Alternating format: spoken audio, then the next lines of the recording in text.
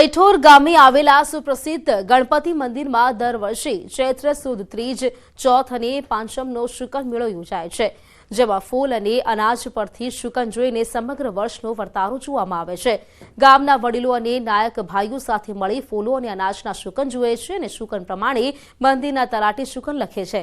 ઉપરાંત રાત્રે ભવાઈમાં ભજવાતા પાત્રોના મુખેથી નીકળેલ શબ્દોના મંતવ્ય એકઠા કરી આખા વર્ષનો વર્તારો કાઢવામાં આવે છે। गणपति मंदिर ऐठोर खाते જોવામાં આવતો વરવાળો ખૂબ મહત્વનો છે। દર વર્ષે અહીં મોટી સંખ્યામાં ભક્તો ગણપતિ દાદાના દર્શન માટે આવે છે અને દાદાના દર્શન કરી ધન્યતા અનુભવે છે। મેળામાં મંદિરના પટાંગણ અનાજ મૂકવામાં આવે છે, જેમાં જે ભક્તને 7 પ્રકારના ધાન મળે તે નસીબદાર હોય છે અને તેનું આખું વર્ષ સારું જાય છે અને તેના ઘરે ધાનની કમી રહેતી નથી। વર્ષ એકંદરે 10 આની રહેશે। વર્ષ खेती માટે સારું રહેશે। કુદરતી આફતો પણ આવશે। ફૂલના જે શકન હોય એ ખેતી માટે ના હોય।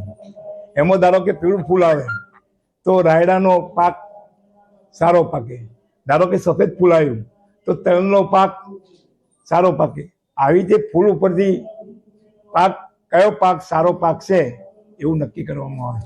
ચોથ પોચમના રોજ દાદાનો ભવ્ય લોકમેળો ભરાય છે। તેમાં ચોથના દિવસે દાદાના ફૂલો ઉપરથી શુકન જોવાય છે, તેમજ આખા વર્ષનો વર્તારો નીકળે છે કે વર્ષ કેવું રહેશે। એનું મહત્વ બહુ વધારે છે, શ્રદ્ધા બહુ છે। આમાંથી 7 દાન શોધવાના હોય છે અને જે આપણા ઘરે લઈ જઈ આપણા ભંડારમાં મૂકવાના હોય છે। બધાની એવી શ્રદ્ધા છે કે આપણા ભંડાર ગણપતિ દાદા ભર્યા રાખે છે। ગણપતિ દાદાના ત્યાં ऐठोर ગામમાં આવ્યા છીએ। અત્યારે અહીંયા મહત્વ અમે ખૂબ સરસ જોયું છે કે ઘઉં બધાએ ચડાયેલા છે અને એમાં 7 ધાન શોધવાના હોય છે। જો 7 ધાન ઘણી વાર લાગતી હોય છે, એકદમ મળી ના જાય। અમે બી શોધ્યા પણ અડધો કલાક થયો। તો એ 7 ધાન ઘરે લઈ જવાના અને આપણા અનાજમાં મૂકી દેવાના, તો દાદા ભર્યા ભંડાર રાખતા હોય છે, એવી બધાની માન્યતા છે। તો અમે પણ લઈ લીધું। ऐठोर गणपति दादा मंदिर खाते हाल में 3 दिवसीय शुकन मेळो योजाई रह्यो छे। खास करी आ शुकन मेळानुं अति महत्व रहेલું છે, કેમ કે અહીંયા आगामी वर्षનો વર્તારો જોવામાં આવે છે। आगामी દિવસોમાં વર્ષ કેવું જોશે ત્યારે આ વર્ષ 10 આંજવાનું હાલમાં અનુમાન લગાવવામાં આવ્યું છે। તો બીજી ખાસ વાત કરીએ તો આ જે મંદિર હોય છે ઐતિહાસિક મંદિર છે, અહીંયા મોટી સંખ્યામાં જે ભક્તો હોય છે દૂર દૂરથી આવતા હોય છે। તો ખાસ કરી શુકન મેળામાં ખાસ કરી અહીંયા જે મંદિરનું પટાંગણ હોય છે તેમાં ઘઉં મૂકવામાં આવે છે અને આ ઘઉંમાં 7 દાન હોય છે, ધાન હોય છે તે મૂકવામાં આવે છે અને આ ધાન હોય છે તે જે અહીંયા ભક્તો આવતા હોય છે, ભક્તો શોધતા હોય છે, જે ભક્તોને આ 7 ધાન મળે છે તે પોતાના ઘરે લઈ જાય છે અને માનવામાં આવે છે આ જે સમગ્ર વર્ષ હોય છે તેનું વર્ષ સારું જાય છે તેવું પણ માનવામાં આવે છે।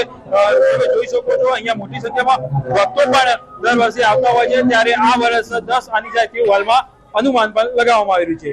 કેતન પટેલ, ન્યૂઝ 18 ગુજરાતી, મહેસાણા। ખેડાના સુપ્રસિદ્ધ ડાકોર મંદિરમાં આજથી થશે ઓનલાઈન નોંધણી। રાજા રણછોડને ધરાવતા વસ્ત્રોની આજથી ઓનલાઈન નોંધણી થશે। રણછોડરાયજીને સવારે શણગાર સમય તથા રાત્રે પહેરાવતા વસ્ત્રોની ઓનલાઈન નોંધણી થશે। છેલ્લા 2 વર્ષથી ટેમ્પલ કમિટી દ્વારા ઓનલાઈન નોંધણી પ્રક્રિયા કરવામાં આવી રહી છે। તો આજથી ભક્તો મંદિરની અધિકૃત વેબસાઇટ પર નોંધણી કરાવી શકશે। પહેલા ભક્તોને મંદિરમાં આવી કરાવી પડતી હતી વસ્ત્રોની નોંધણી, ત્યારે હવે દરેક ભક્તને લાભ મળે તે હેતુથી ટેમ્પલ કમિટી દ્વારા આ નિર્ણય લેવામાં આવ્યો। વૈષ્ણવો પોતાના યાદગાર દિવસે ભગવાનને વસ્ત્ર ધરાવતા હોય છે। સુરત ખાતે આજે યુસીસી કમિટીની બેઠકનું આયોજન। જિલ્લા કલેક્ટરની અધ્યક્ષતામાં આ બેઠકમાં અલગ અલગ સંગઠનોના પ્રતિનિધિઓ હાજર રહેશે, ત્યારે પૂર્વ સેનેટ સભ્ય અને સામાજિક કાર્યકરની પણ બેઠકમાં હાજરી। બેઠક પહેલા સામાજિક કાર્યકર કલ્પેશ રાવલે નિવેદન આપ્યું।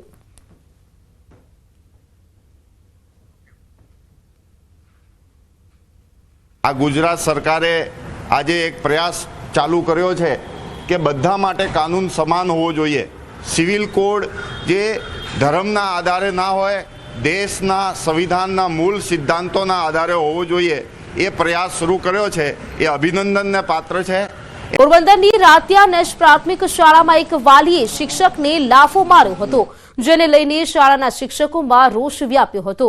વિદ્યાર્થીઓના આંતરિક ઝઘડાની બાબતને લઈને વાલી દ્વારા શિક્ષક સાથે અયોગ્ય વર્તન કર્યું હતું. ઘટનાની જિલ્લા પ્રાથમિક શિક્ષક સંઘે કડક શબ્દોમાં વખોડી છે. તેમજ આરોપી વાલી સામે માધવપુર પોલીસ સ્ટેશન ખાતે ફરિયાદ નોંધાવી છે અને પોરબંદર એસપીને આરોપી વાલી સામે કાયદાકીય પગલાં ભરવા રજૂઆત પણ કરી છે.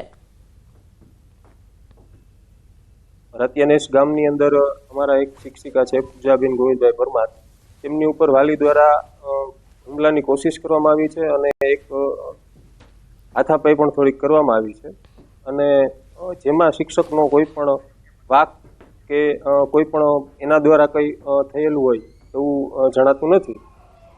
અમદાવાદના બોડકદેવમાં એસએમસીના દરોડા ઈ સિગારેટનો જથ્થો ઝડપી પાડવામાં આવ્યો છે. 2 કાર રોકડ સહિત ₹43 લાખનો મુદ્દામાલ જપ્ત કરવામાં આવ્યો છે. રાજપથ ક્લબ નજીકથી ઈ સિગારેટનો જથ્થો ઝડપી પાડવામાં આવ્યો. રોકડ ₹4,24,000 પણ જપ્ત કરવામાં આવ્યા છે. મનન પટેલ અને મોહિત વિશ્વકર્મા નામના 2 આરોપીઓની ધરપકડ કરાઈ છે. એક આરોપી ફરાર છે.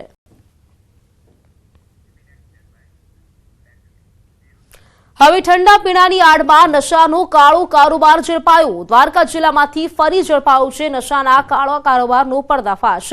મીઠાપુરમાંથી આલ્કોહોલિક કોલ્ડ્રિંક્સ ઝડપાયું છે. નોન આલ્કોહોલિક બિયરના નામે નશાકારક કોલ્ડ્રિંક બનાવતા હતા. 3 આરોપીઓ જીયાન્સ એન્ડ ગુરુદેવ કોલ્ડ્રિંક્સના નામની ગેરકાયદેસર ફેક્ટરીમાં મેન્યુફેક્ચરિંગ કરતા હતા. કોઈપણ જાતના પરવાના વગર આલ્કોહોલિક ડ્રિંક બનાવીને વેચતા હતા.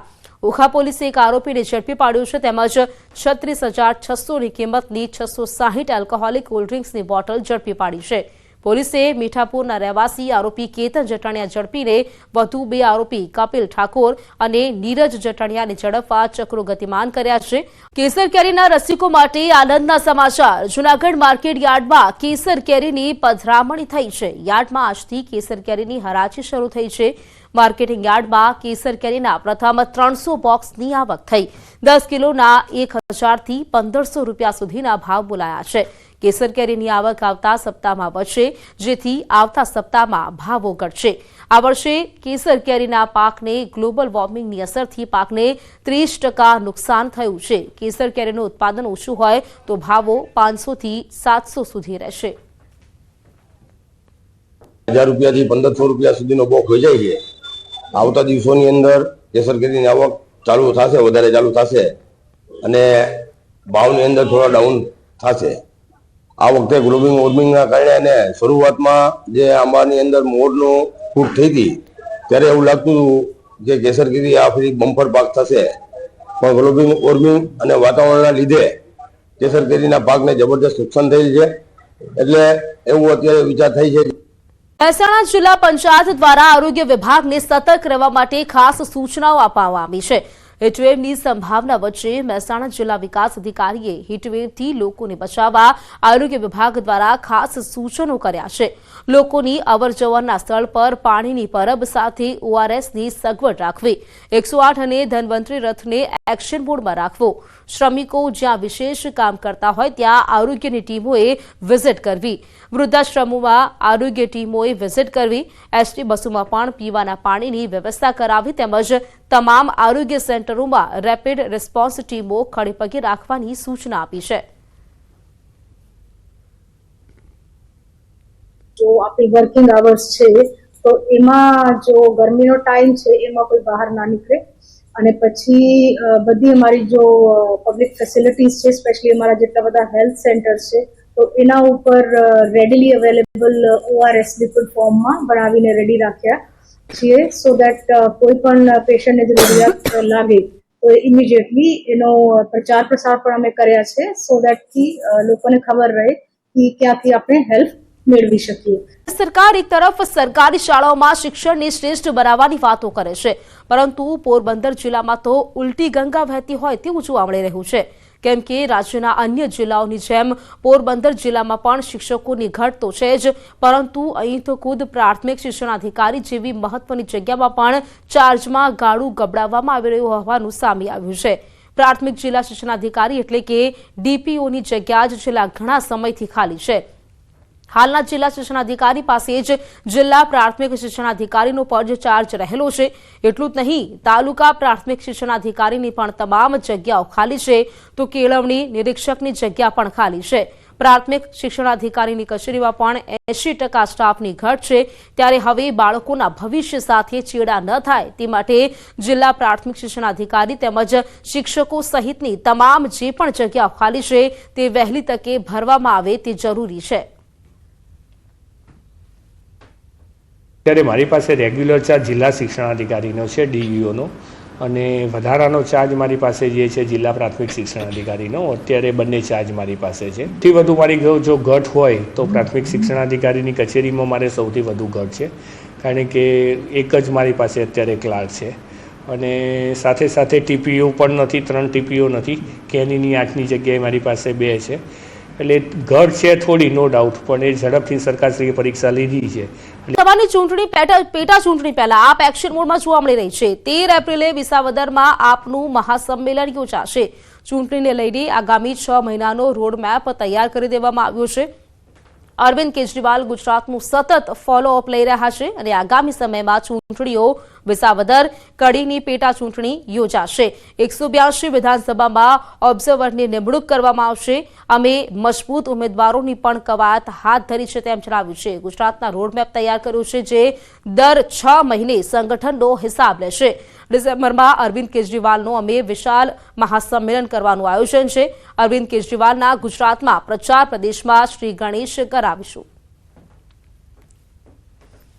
આગામી 13 તારીખે વિસાવદરમાં આમ આદમી પાર્ટી આખા ગુજરાતના કાર્યકર્તાનો હોદ્દેદારોનું મહાસંમેલન કરવા જઈ રહી છે, જેમાં આગામી 6 મહિનાનું રોડમેપ તેમાં આપવામાં આવશે.